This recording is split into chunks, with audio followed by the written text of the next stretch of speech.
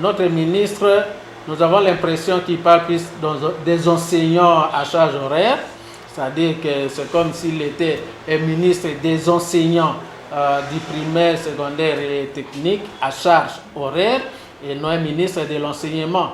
Dans ce sens qu'on n'attend pas de lui vraiment une préoccupation par rapport à la situation des inspecteurs qui constituent la police administrative, qui constituent l'œil et l'oreille du gouvernement en matière de l'éducation, l'unique institution qui a le pouvoir de certifier, soit par brevet ou par diplôme, la qualité de l'éducation qu'on donne en République démocratique du Congo ou soit dans d'autres pays qui ont adopté notre système éducatif.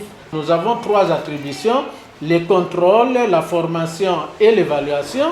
Au lieu de renforcer l'inspecteur pour qu'il fasse correctement son travail, sans que l'ordonnance 231 attribuant à l'inspecteur toutes ses attributions soit modifiées, on crée encore un service d'audit qui va passer dans des écoles pour auditer les écoles et la gestion financière des écoles, alors qu'il y a un contrôle financier que nous appelons les C4 que font les inspecteurs. Donc vous voyez là, il y a conflit de compétences et du coup, ce sont ceux-là qu'on valorise et on met, comme je disais, sous les babouches les inspecteurs.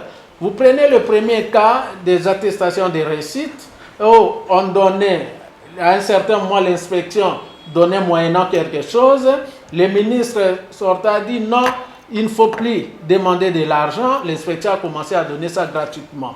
Maintenant, on ne sait pas par quelle magie, on a donné ce service de délivrance des attestations de réussite à des sociétés de communication avec des pratiques que dans des bureautiques, au lieu de télécharger l'attestation, ils ne téléchargent plus des attestations, ils font convertir des PDF en Word certaines attestations et lorsqu'un candidat vient, il regarde seulement dans les palmarès parce qu'il aurait déjà téléchargé et écrit seulement l'identité de ce candidat, oubliant qu'il y a un code qui est là. Et lorsque les candidats amènent ces documents ici du bureautique, ailleurs, on scanne le code Kicker, ça sort que ce n'est pas son document, c'est pour une autre personne. Et du coup, c'est l'image du pays qui est ternie. Et on a eu des cas venant de Chypre, venant d'Afrique du Sud, de partout.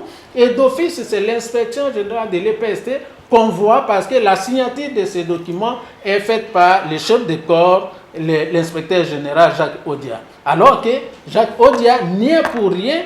Aujourd'hui, on nous amène une ONG privée qu'on appelle School Lab, où on donne des attributions pour la numérisation des photos, des macarons, des fiches, ainsi de suite. Mais tout en oubliant que ce sont des documents sensibles par rapport à la crédibilité même du processus d'examen d'État.